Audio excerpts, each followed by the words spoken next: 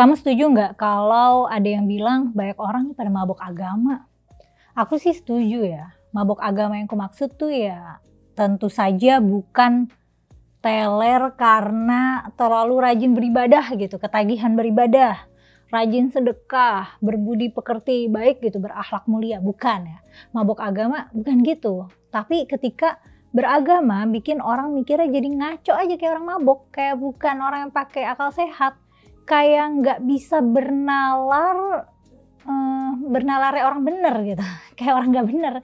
Jadi definisi mabok agama yang aku maksud dengan mabuk agama itu adalah orang-orang yang beragama dengan obsesi buta, sehingga cara berpikirnya gak rasional, akal sehatnya hilang kayak orang mabok.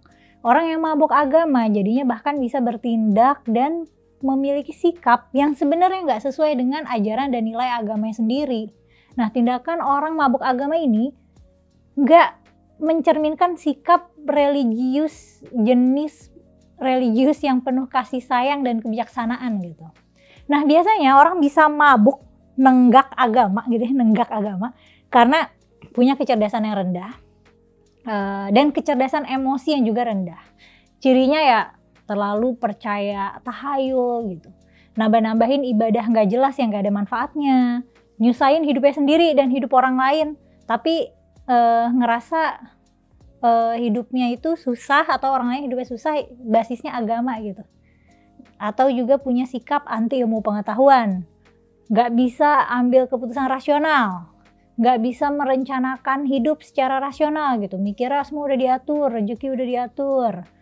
Nah, terus punya orientasi terhadap akhirat secara fatalistis gitu, secara fatalistik. Orientasinya surga neraka mulu dan gak bisa kontekstualisasi ke dunia. Kapasitas empatinya rendah, makanya cenderung intoleran. Dan terlalu feodal, memandang terlalu tinggi ustadz-ustadz, habib-habib ulama dan otoritas keagamaan lainnya sehingga menyerahkan kemerdekaan berpikirnya buat tokoh-tokoh otoritas kayak gini. Hal-hal sederhana seperti boleh nggak ya pakai sepatu hak tinggi gitu, boleh nggak ya pakai make up, boleh nggak ya beli es tapi nama produknya es pocong gitu. Keputusan-keputusan kecil kayak gini aja harus nanya Pak Ustadz, nggak bisa nalar sendiri. Orang-orang yang mabuk agama ini saking mabuknya bisa ngerasa berhak untuk ngatur aturan kepercayaannya ke orang yang di luar kepercayaannya. Ada loh yang bikin peraturan wajib berjilbab buat siswi non-muslim. Non-muslim tapi diwajibin pakai jilbab, kan ganjil banget ya, nggak masuk akal sehat rasanya. Aturan dress code buat kamu gitu, ya jangan dipaksakan ke yang bukan pengikutnya. Ada juga nih agama yang mengharamkan makan babi kan, jadinya nggak makan babi dong. Terus orang-orang yang makan babi ini pengen bikin festival kuliner non halal buat mereka, maksudnya babi tadi. Nah, diprotes sama ormas, katanya meresahkan. Meresahkan, coba ngapain resah? Yang nggak makan babi ya nggak diajak, yang nggak makan nggak diajak, bukan target pasarnya kuliner babi, bukan. Nggak diajak kok resah dan ngotot protes, kan kayak orang mabok ya. Ingat nggak zaman pandemi? Ingat lah ya, baru beberapa tahun yang lalu. Di mana-mana kita dikasih tahu jaga jarak, tetap di rumah, ingat protokol kesehatan, jangan berkerumun. Ini malah ada yang tablik akbar. Pas udah ketemu nih vaksinnya, cuma vaksin nih solusi buat kita umat manusia, cuma vaksin yang bisa mempercepat kita keluar dari wabah sebelum memakan lebih banyak lagi korban. Malah dihukumi haram, padahal itu udah kondisi darurat loh. Menyimpulkan bahwa vaksin COVID yang diproduksi oleh Serum Institute of India ini di dalam proses produksinya ada pemanfaatan enzim dari pankreas babi ya sebagai bahan penolongnya. Maka Majelis Ulama Indonesia menetapkan fatwa nomor 10 ya, salah satunya menegaskan bahwa vaksin yang diproduksi oleh SI ini hukumnya haram ya. Aku suka nggak ngerti cara MUI merumuskan fatwa tuh kenapa hasilnya sering jauh dari tujuan kemaslahatan dan kemanusiaan. Nggak ngerti itu cara mikirnya gimana gitu, kerangka pikirnya gimana gitu. Padahal kan mereka kerja kelompok ya. Nah, kalau fatwanya haram, ya umat muslim kan akan cenderung enggan dong. Dan ini merugikan umat muslim sendiri. Coba bayangin, andai muslimnya pada taat untuk nggak ambil vaksin haram ini. Ini agak membingungkan ya, MUI bilangnya haram tapi boleh gitu. Tapi ya. Nah terus nih misalnya mereka nggak ambil vaksin haram ini, terus kita hidup di masyarakat yang majemuk kan, ada Muslim, ada Kristen, lain-lain. Nah semua pada vaksin kecuali orang Islam.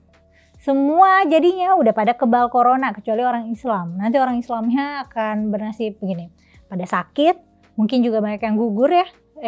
Kalaupun ada yang bertahan, ya males banget ada kontak sama orang yang nggak vaksin ini. Lagi pandemi, lagi wabah, males lah interaksi sama orang yang nggak vaksin. Jadi was-was takut dia bawa virus kan. Ya berarti ya either dia nggak survive gitu, nggak survive pandemi, sakit, atau hidup tapi orang bakal ngerasa nggak aman ada di deket dia. Nah untungnya pemerintah kita menggalakkan vaksin ya, dan vaksin jadi syarat bepergian, yang mana itu adalah aturan yang sangat-sangat masuk akal dan efektif buat ngurangin penyebaran. Pernah dengar juga kan ada rumah yang digeruduk massa gara-gara dipakai untuk kegiatan ibadah, atau malah tempat ibadahnya yang digeruduk. Pokoknya saya nggak mau ada kumpul-kumpul sini, saya bubarin. Enak aja kamu. Namun Ketua RT dan RW setempat bersikeras ingin aktivitas ibadah di rumah tersebut dihentikan. Padahal rumah itu diklaim sudah mendapat izin dari Forum Kerukunan Umat Beragama. Nama Yesus, dalam nama Yesus, Tuhan Yesus. Kalau kamu berdoa di sana ngontrak, kok berdoa ngontrak sih?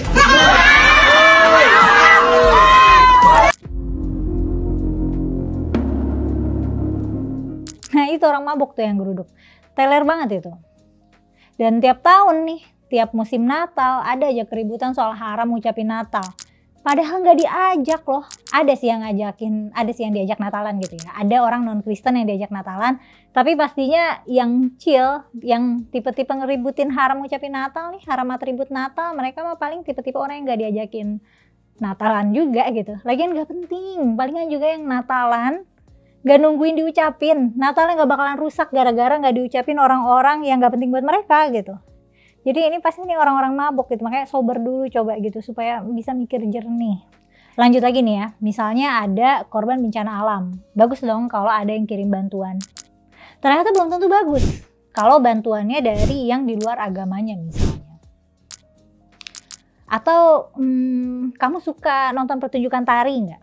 Tari kan jenisnya banyak ya, termasuk di Indonesia ini kita punya banyak tradisi tari, ada banyak jenis tarian tradisional di budaya kita.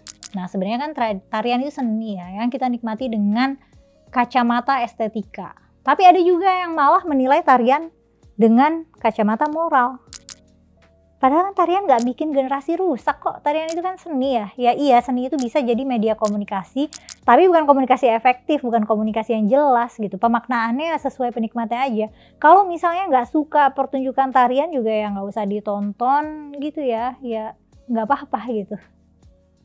Kadang orang yang mabok agama ini, pembacaan realitasnya jadi agak ngaco. Jadi bisa aja ngerasa terancam sama patung atau sama uang kertas gitu. Katanya uang kertas Indonesia adalah logo Palu Aritnya. Terus aku juga pernah ya nemu konten kreator bahasa Inggris gitu, suka sharing-sharing bahasa Inggris. Dia tuh suka dapat feedback, katanya daripada nginggris fasih-fasih gitu, mending belajar makhraj bahasa Arab.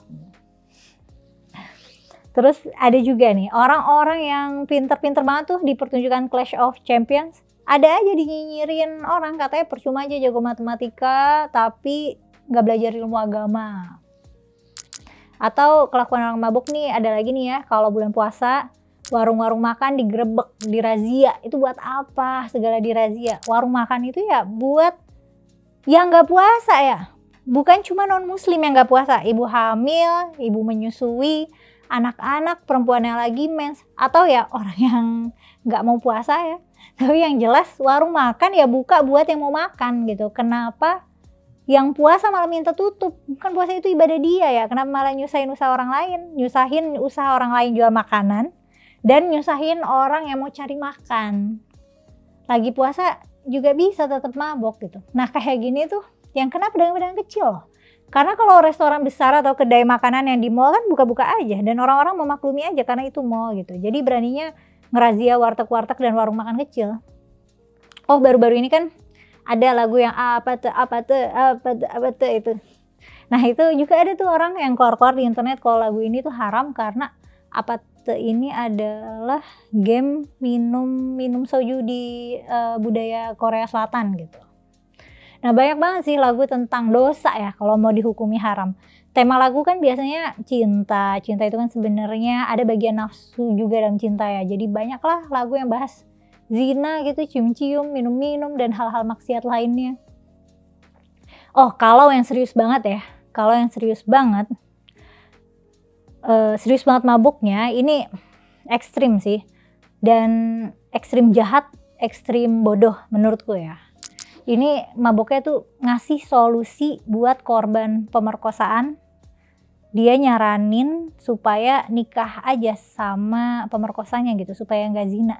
Nah ini nih jenis mabuk yang udah nggak ketolong. Bayangin ya, itu korban udah terluka karena diperkosa, terus disuruh menjadi pendamping hidup pemerkosanya. Itu kan solusi yang tolol banget sebenarnya. Solusi yang kayak gini cuma muncul dari otak yang punya pikiran bahwa perempuan itu komoditas seks, perempuan itu objek yang kesuciannya sudah direnggut, makanya ya sekalian aja kasih ke yang merenggut gitu. Solusi kayak gini cuma muncul dari otak manusia yang melihat keperawanan itu berharga melampaui keberhargaan hidup perempuan itu sendiri. Hukum perkosaan itu masih nggak fokus di korban dan pemulihannya, malah nyaranin nikah gitu, malah ngasih akses buat pemerkosa untuk bebas merkosa tanpa konsekuensi gitu. Karena kayaknya di kita menganggapnya pemerkosaan dalam pernikahan itu bukan pemerkosaan ya. Dan menikah dengan pemerkosanya itu jelas akan memperparah trauma korban. Secara hukum memang masih ada bias di mana menikahkan korban dan pelaku itu solusi gitu ya.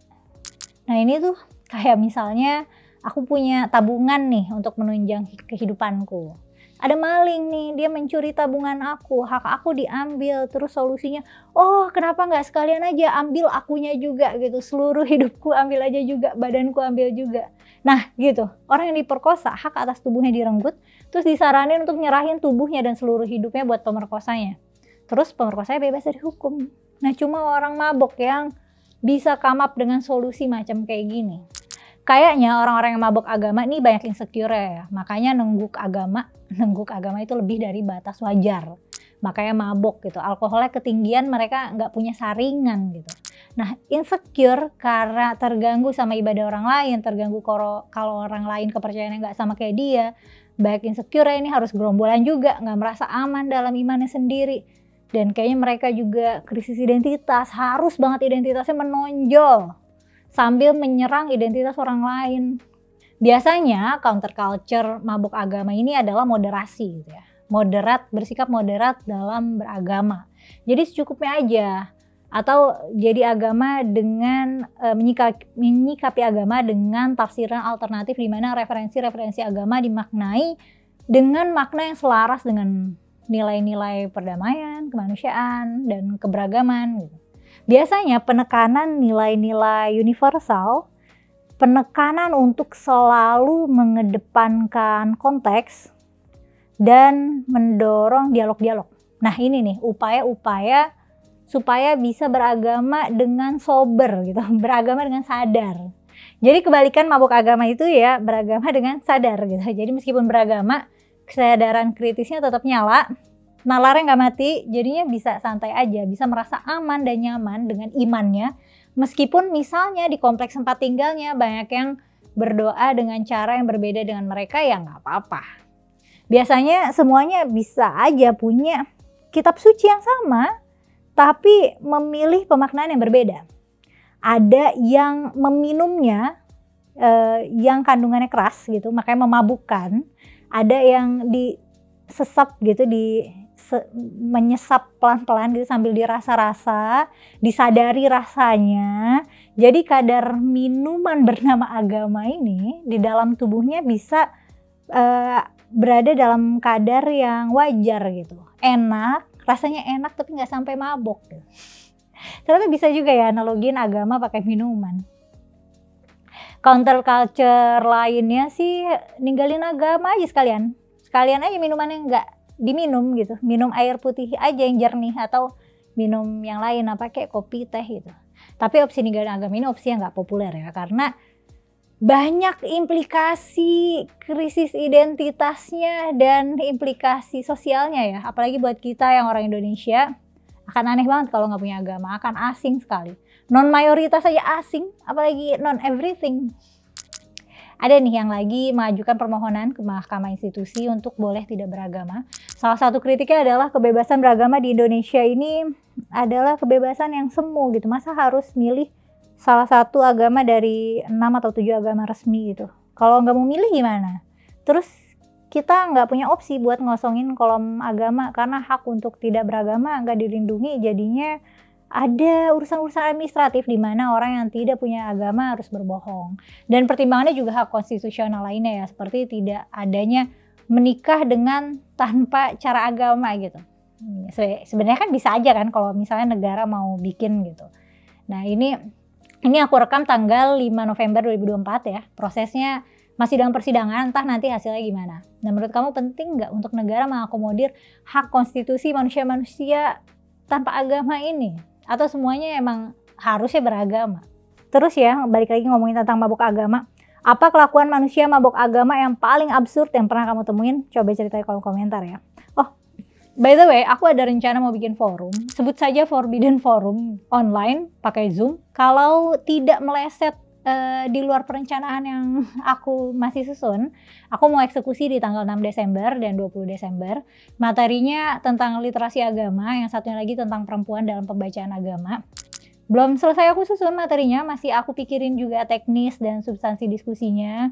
Ada rencana juga untuk nambahin tier membership gitu, jadi yang bisa mengakses Forbidden Forum ini cuma member untuk Forbidden Forum gitu. Tapi what do you think? Ada masukan dan saran nggak? Ini tuh menarik nggak sih gitu? Ini tuh sesuatu yang teman-teman akan tertarik untuk join nggak sih gitu? Makasih udah nonton sampai selesai ya. Sampai ketemu di konten selanjutnya.